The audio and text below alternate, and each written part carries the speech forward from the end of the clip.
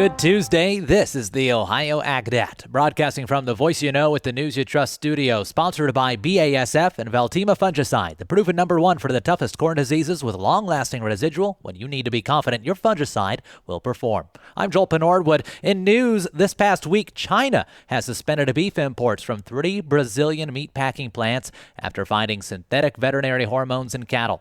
The affected facilities operated by JBS, Prima Foods, and Frialto. China is Brazil's largest foreign buyer of beef, and the move comes as Brazil pushes for expanded access to the Chinese market.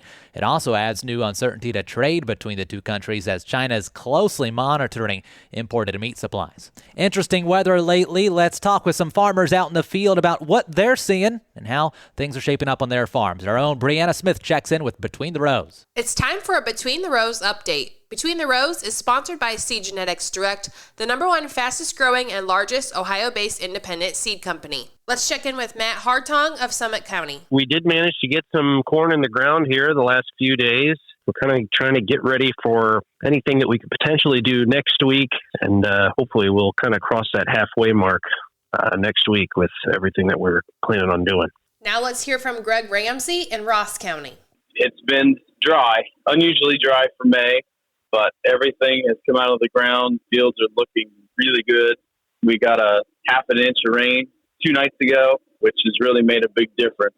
And I think the corn's going to really jump and things are going to start filling in. So as of right now, I'm trying to actually, literally at this moment, I'm sitting in the tractor side dressing corn, trying to get a little bit done before we get our next round of rain, maybe today. Read the full Between the Rows update online today at ohioagnet.com. Reporting for Ohio's Country Journal and Ohio AgNet, I'm Brianna Smith. In other news, low water levels on the Mississippi River coming as a result of drought conditions, and that continues to disrupt barge traffic, driving up transportation costs for U.S. farmers. The Associated Press is reporting barge operators are cutting cargo loads to avoid running aground in shallow water. Freight rates out of St. Louis have climbed about 77% above the 3-year average during recent low water stretches. That raises the cost of moving corn, soybeans, and wheat to those Gulf export terminals.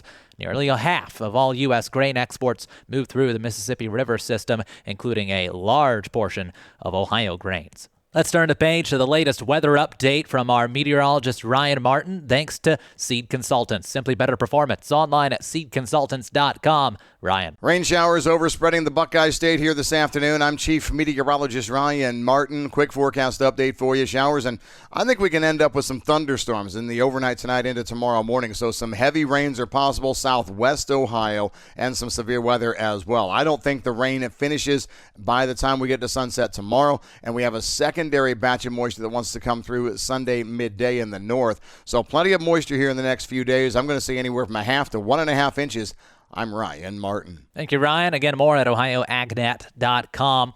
Farmers for Soil Health have open enrollment for its 2026 Cover Crop Incentive Program. That means higher payments and shorter contract terms for growers this year. Eligible farmers in 20 states, which has included Ohio, can apply through August 31st. It now offers $35 per acre on up to 2,000 acres for producers growing corn, soybeans, wheat, and grain sorghum. That's the main ones that Ohioans are concerned about. Organizers say the payment increase better reflects cover crop costs, while the contract requirement has been reduced to a 1-year agreement with the option to re-enroll annually. Now stay tuned. We'll take a quick look at market numbers coming up next on the Ohio AgNet. Wake up, Ohio farmers! Ohio's Country Journal is bringing the coffee to you.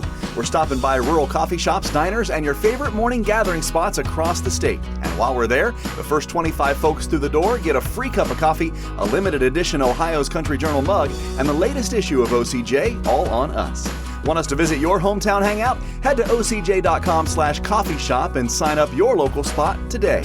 Brought to you by Leist Mercantile and Ohio's Country Journal, your source for Ohio farm news. You're listening to the Ohio AgNet. Today's market analysis is brought to you by the Louis Dreyfus Company. Excited to bring a brand new soybean crush facility to Upper Sandusky, Ohio. Learn more about marketing your soybeans with LDC at 574-566-2113. Grain markets under pressure as they start the week as easing tensions between the U.S. and Iran push crude oil sharply lower and remove some recent risk premium from commodities. Corn continues finding support from strong export demand, while soybeans remain weighed down by cheaper South American supplies and sluggish export sales. Wheat also facing pressure from weak export demand and increased global competition, even as weather concerns linger in parts of the plains. Let's look at how markets are doing right now in Chicago, thanks to Seed Consultants. Simply better performance. Online at seedconsultants.com. July corn down 4.5 to 4.58 3/4. New crop corn down 2 3/4 at last check, 4.83 3/4 per bushel. July soybeans at 11.88 down 8 cents, while new crop off 5.5 to 11.82 1/4.